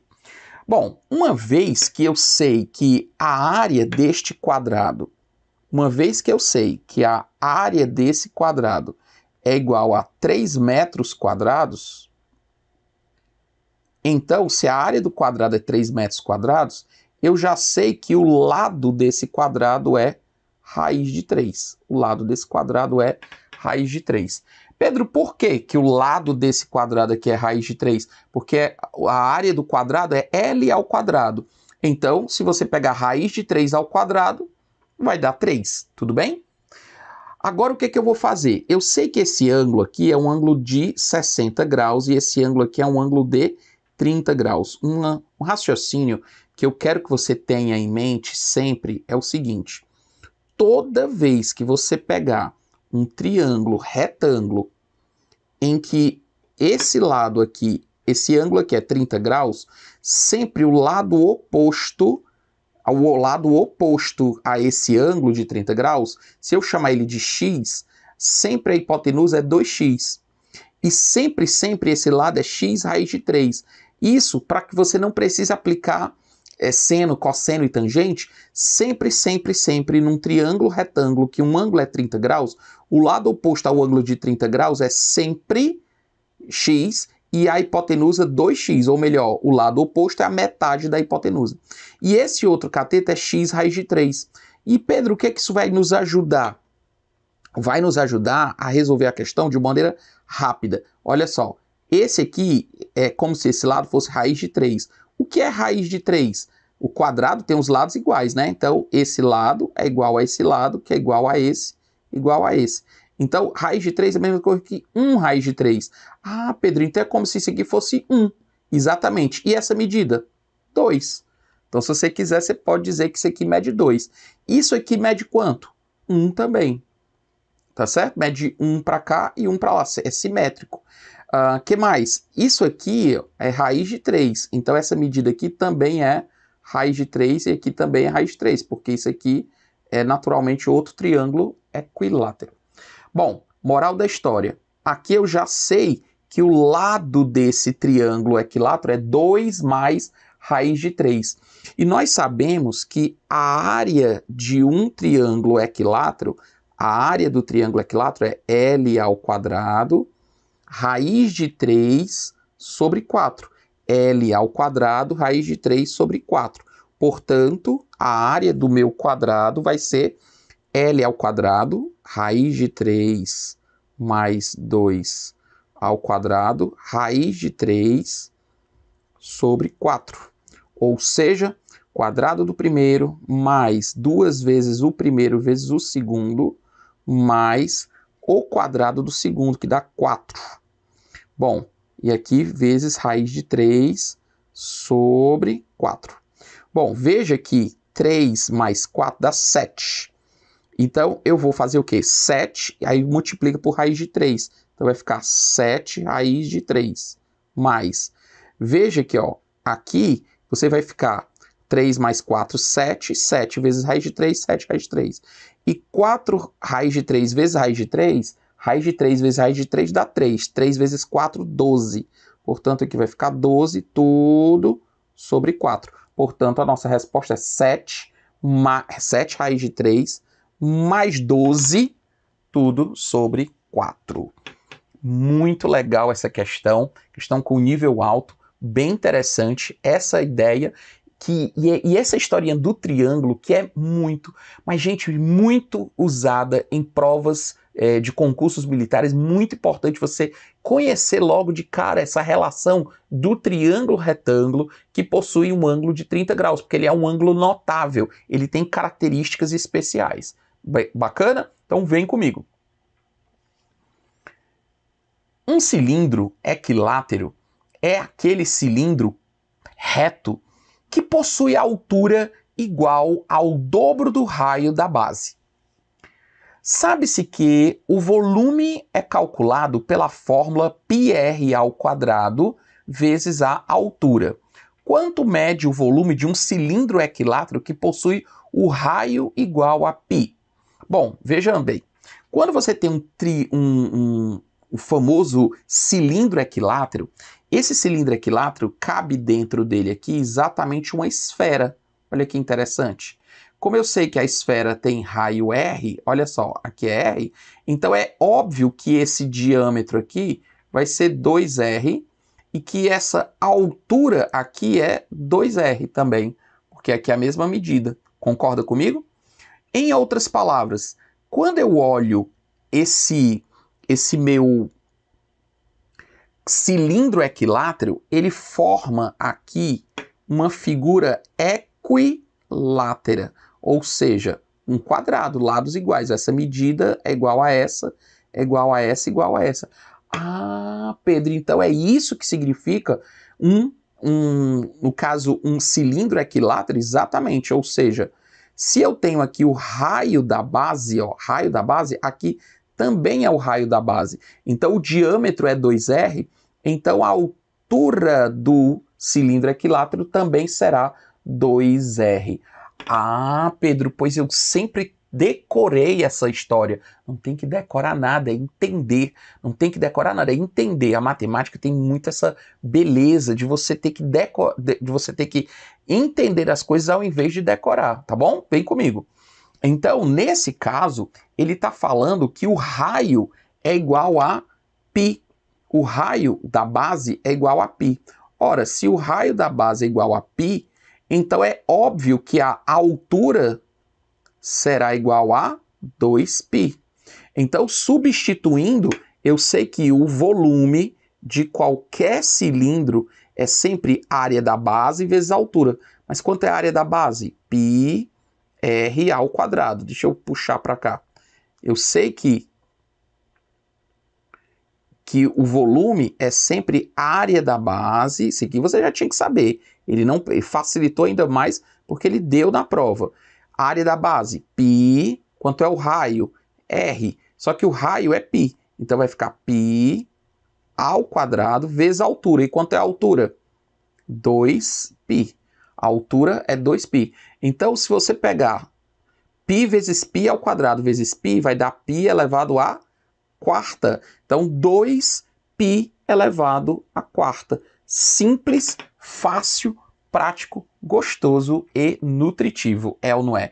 Então, você vê que uma questão dessa, uma questão, né, relativamente, é uma questão fácil, ela é considerada uma questão fácil, mas tinha o detalhezinho de você já ter que saber. Eu vou te dizer uma coisa, o mais interessante era se ele não tivesse explicado para você o que era um cilindro equilátero, que ele deixasse que você soubesse o que era, mas no enunciado ele diz, um cilindro equilátero é aquele cilindro reto que possui altura igual ao dobro do raio da base. Então, ele entregou a questão ficou com um nível bem menor só por conta desse detalhe super importante. Legal? Então, vem comigo. Vamos para a próxima questão.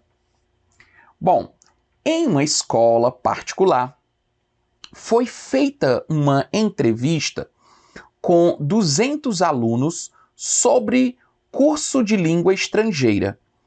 110 alunos responderam que frequentavam um curso de inglês. 28 responderam que frequentavam somente o curso de espanhol. Opa, aqui eu vou destacar, hein? Ele disse somente o curso de espanhol. Apenas, somente o curso de espanhol. E 20 responderam que frequentavam ambos, inglês e espanhol. Qual é a probabilidade de um desses alunos não frequentar nenhum desses dois cursos? O que é interessante nessa questão é justamente o que eu acho interessante nessa questão, porque ela junta o assunto de diagramas de Venn, ou seja, as operações com conjuntos, e ao mesmo tempo ele junta com a questão da probabilidade. E indiretamente, falar de probabilidade é falar de porcentagem, porque a probabilidade é a porcentagem de chance de determinado evento acontecer, e ele é calculado como? Sempre que eu quero a probabilidade, é simplesmente eu pegar a razão entre o que eu quero que aconteça e o que é que ele quer que aconteça. Um desses alunos não frequentar nenhum desses cursos, dividido pelo total de elementos do meu espaço amostral, ou seja, do total de alunos. E esse total de alunos é quanto? 200. Porque ele disse na questão, uma entrevista com 200 alunos, tá bom? Então, o meu total, o meu espaço amostral, o meu universo inteiro que tem que ser retratado é exatamente de 200. Legal? Então, vem comigo. Para resolver essa questão, nós temos que fazer os chamados diagramas de Venn. Eu vou colocar uma bolinha aqui para representar aqueles alunos que estudam inglês, tá bom? E vou botar uma outra bolinha aqui para os alunos que estudam espanhol. O segredo para resolver esse tipo de questão é eu começo a substituição por aqueles que estão nos dois conjuntos ao mesmo tempo. Ou seja, 20 responderam que frequentam a ambos, tanto inglês como espanhol. Então eu vou botar os 20 bem aqui na minha interseção. Agora vem um detalhe importante da questão. 110 disseram que frequentavam o curso de inglês. A pergunta é, eu posso colocar os 110 aqui? Sim ou não? Não pode. Não pode colocar esses 110 aqui. Pedro, por quê? Porque quando eu falo 110 alunos que estudam inglês, eu estou me referindo a essa turma todinha aqui que estuda inglês. Ou seja, dentro desses 110, eu já estou incluindo esses 20 da interseção. Então, o que eu tenho que fazer é colocar os 90 aqui que estudam somente apenas inglês. Diferente do que aconteceu no outro caso, que ele disse 28 alunos responderam que frequentam somente ao curso de espanhol. Ah, meu jovem, agora sim, esses 28 eu posso colocar aqui sem problema nenhum, porque esses 28 alunos aqui estudam somente inglês, ou melhor, somente espanhol. Então, quando eu usei a palavra somente, apenas, aí eu não incluo aqueles que estudam os dois. Tudo bem? Se eu somar agora 90 com 20, 110. 110 com 28 vai dar 138. 138 vão sobrar 62 aqui fora para o total de 200 alunos que esse curso tem. Então agora ficou fácil. Qual é a probabilidade de eu sortear uma pessoa e ela não fazer parte de nenhum desses dois cursos? Ou seja, é o que eu quero, 62 alunos, a probabilidade será 62 alunos que não frequentam nenhum desses cursos em relação ao total.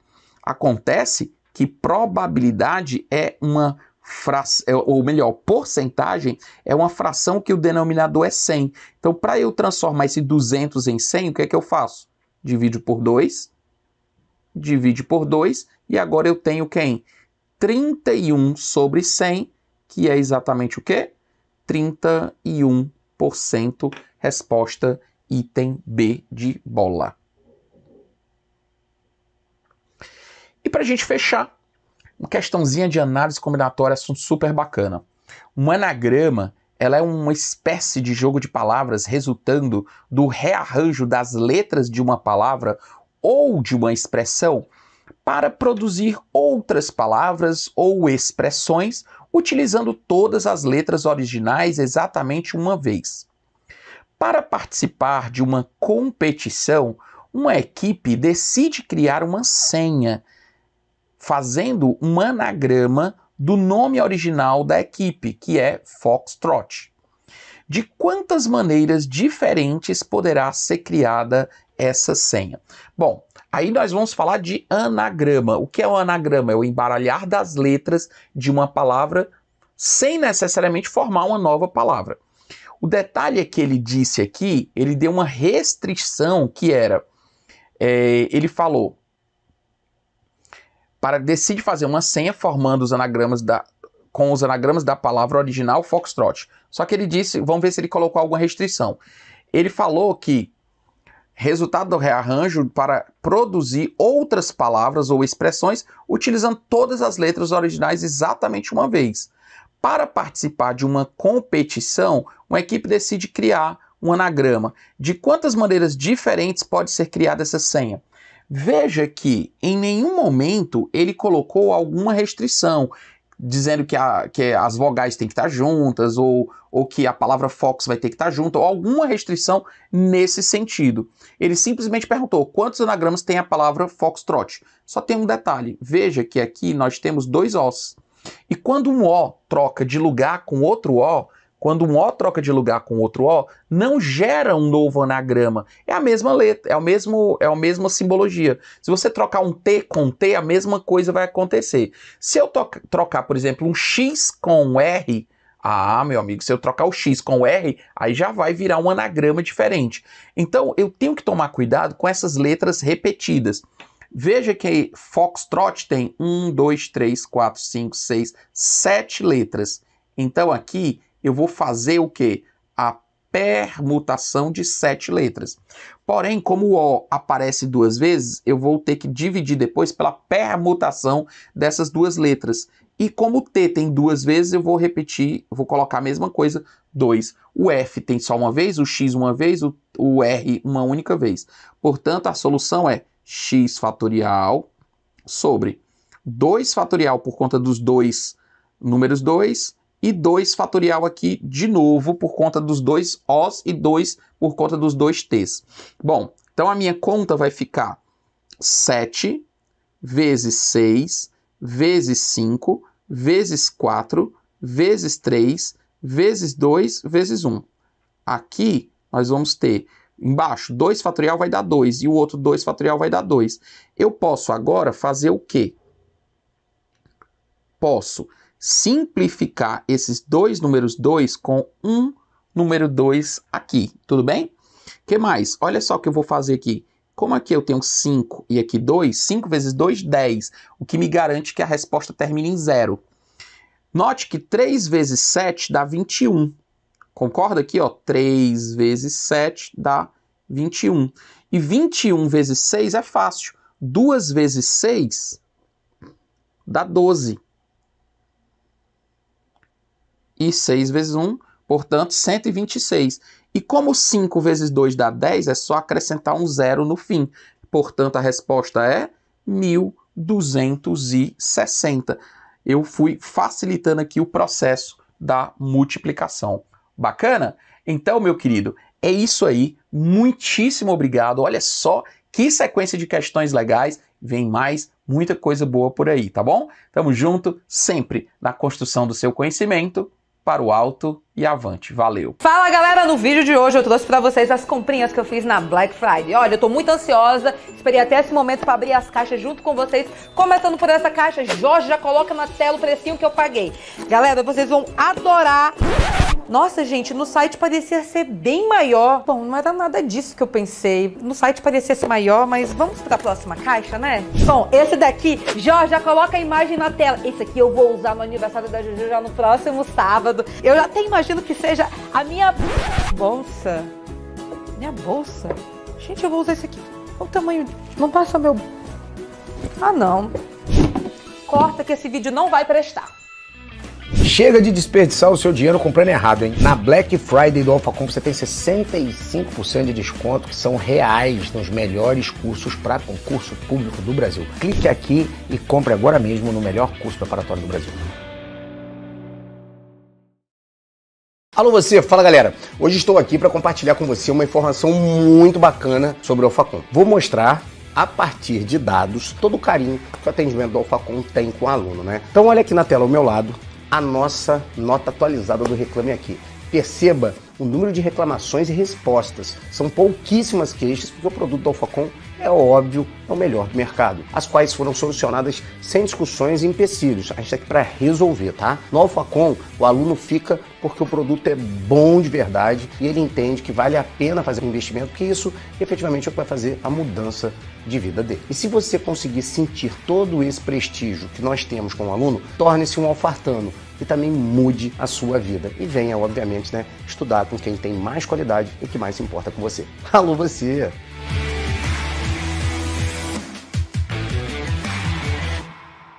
Além de dar um produto de qualidade, que é o seu curso, os materiais são materiais próprios, com especialistas, professores próprios para aquilo ali, sem ser aquele professor que vai viajar com conteúdo que não vai cair na sua prova, é conteúdo específico. Você ainda tem a certeza de que você tem um time inteiro de coordenação que passou pelo que você está passando. Ou seja, a galera aqui é concurseiro para concurseiro. Então eu aguardo você dentro da plataforma do Alphacom, dentro das nossas redes sociais e, óbvio, né? Você pode deixar todas as perguntas que você precisar que a gente vai solucionar o seu problema.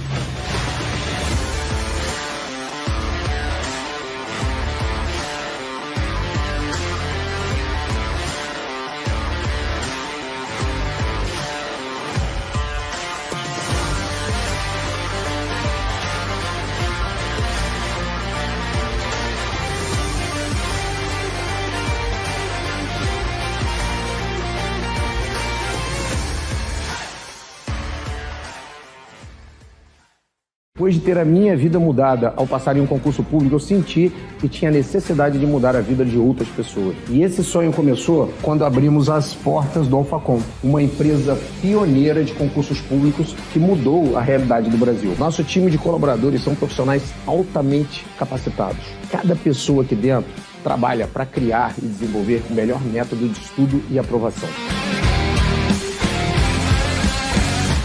Falando em especialistas, o nosso time de coordenadores somam mais de 50 aprovações em concursos públicos. Aqui trabalhamos assim, desde o primeiro dia da sua preparação até o dia que você toma posse. Trabalhamos com muita responsabilidade e sempre com um propósito, que é mudar a sua vida.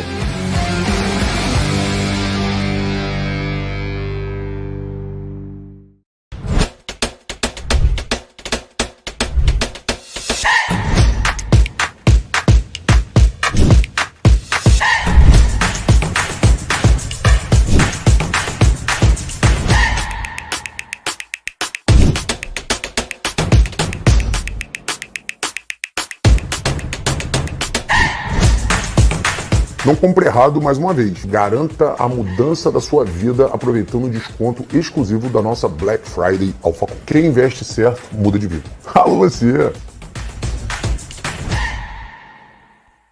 Alô você, fala galera, esse tema aí é super importante. Eu anotei aqui bonitinho, porque a sua cabeça deve estar fervilhando, ainda mais com editais como o INSS que acabou de sair e a Polícia Militar da Bahia, ou a Polícia Militar do Rio de Janeiro, que aí tá camelando, mas vai sair, ou a Receita Federal do Brasil que tá pipocando, né? Então tem tribunal também para todo lado. O tema é foco para quem está no edital. E aí a gente pode colocar também para quem tá vendo o edital saindo na cara do Google, né? Cada minuto é importante e o planejamento é essencial. Vamos dividir em dois termos, para quem está com o edital aberto e para quando o edital está batendo na porta. Para quem está com o edital aberto, um grande exemplo, o INSS. O que vai fazer? Primeira coisa, contagem de prazo. Quanto tempo você tem do momento que você se ligou, que pode ser agora que você está assistindo o vídeo, até o dia da prova. Aí você vai contar e vai falar, putz, cara, eu tenho 60 dias até a minha prova, né? Porque a média é de 60 a 90 dias de um edital à prova. Começa a contar a contagem regressiva na sua cabeça e para sua preparação. O segundo ponto é montar um plano de estudo que você consiga esgotar ele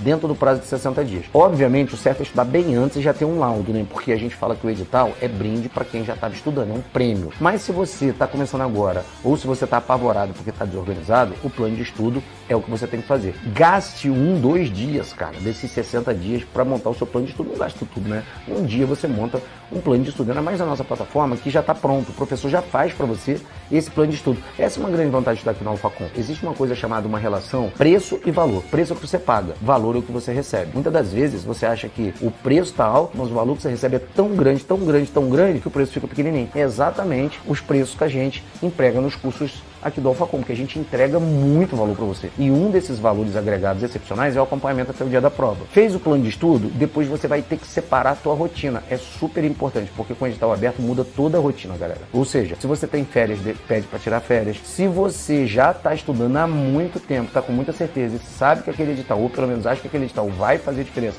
e que você vai chegar de sola, se você tiver condição e tiver feito a reserva, você pode até largar seu emprego. Se não, mano, só diminua o tempo, obviamente, de sono que você tem. Dormir menos de 6 horas é perigoso, tá? Porque você vai ficar cansado para a prova. Mas dormir mais de 6 com o edital aberto também é sacanagem. Aproveite os sábados, aproveite os domingos e lembra, a gente conta de trás para frente. Domingo é o dia da prova. Sábado, você vai acompanhar a super revisão de véspera com a gente, óbvio, né? Conectado, sentado, aonde você esteja do Brasil, acompanha a super revisão. Uma semana antes, a gente está acompanhando as semanas alucinantes. Então a gente aperta que não facou muito para você. Por isso que é bom ter o amparo de um curso preparatório para concurso público. E o tempo que resta, você tem que conseguir zerar, ou seja, ir riscando o seu edital verticalizado que está dentro do seu plano de estudo o maior índice de conteúdo possível, para chegar na prova e ter o maior índice de informação que cai no edital, para que você não seja pego de surpresa. No último concurso da INSS, a matéria que menos caía nos últimos editais foi a que mais caiu.